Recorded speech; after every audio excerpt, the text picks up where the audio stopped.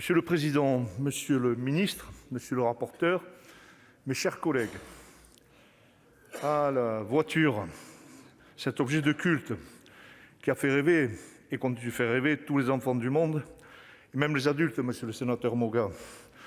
Aujourd'hui, les enjeux autour de nos véhicules ont bien changé et s'inscrivent dans les transitions que nous avons amorcées. Nous avons encadré ces évolutions dans la loi d'orientation des mobilités. Nous étudierons de nouveau la question dans les discussions des prochains mois. Les voitures anciennes occupent une place toute particulière dans le cœur des Français. Environ 1 million de voitures anciennes sont en circulation sur notre territoire. Cela représenterait 1,5% du parc roulant.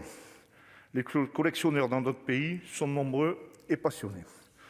C'est pourquoi je salue l'esprit du texte qui nous est proposé aujourd'hui au sujet de la création d'une lunette collection pour les véhicules d'époque. Cependant, je comprends aussi les arguments avancés par monsieur le rapporteur et dont nous avons discuté en commission, que ce soit la complexité juridique du mécanisme dans le cadre existant des ZFE-m ou encore le volet réglementaire mis en avant. À ce titre, je me félicite de la discussion en cours entre le milieu associatif et le ministère de la Transition écologique. Mais je reste persuadé que les solutions à l'échelon local sont plus pertinentes. Je suis également sensible aux questions de pollution de l'air, dont le trafic routier est l'un des grands responsables. Notre pays a d'ailleurs été condamné par la Cour de justice de l'Union européenne pour manquement aux obligations issues de la directive qualité de l'air. Cependant, les voitures anciennes ne représentent qu'une faible part de nos émissions, car elles sont peu nombreuses et ont un kilométrage bien inférieur à la moyenne des véhicules en circulation en France. Leur impact est donc minime. Le point qui me paraît actuellement crucial est de préciser la définition et le cadre juridique des véhicules de collection. Il est essentiel d'ouvrir les discussions sur les conditions à remplir afin de savoir où placer le curseur dans ce domaine. Cela rendra l'identification de ces véhicules plus lisible. J'aimerais également revenir sur les possibles dérogations, d'abord en soulignant, comme beaucoup l'ont fait, les dérogations locales déjà autorisées au niveau des ZFE-m.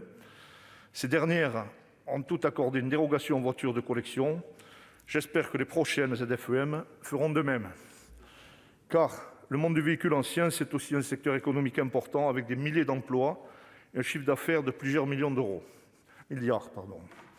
Ce sont de nombreuses manifestations qui rassemblent des passionnés du monde entier. Ces manifestations sont sportives, amicales, présenter une simple dimension plaisir, comme pour une balade en vieille Renault Dauphine ou autre. C'est une tradition française. C'est aussi notre histoire familiale, souvent. Les souvenirs de nos parents ou de nos grands-parents, un Peugeot 403, c'est aussi l'histoire de fleurons industriels français, le cahier des charges de la Citroën 2 chevaux ou encore l'évolution spectaculaire du design de la DS Citroën. Les enjeux autour de la voiture sont aujourd'hui différents. Nos objectifs s'orientent sur le développement des infrastructures de mobilité qui s'éloignent de ce que l'on appelle le tout-voiture.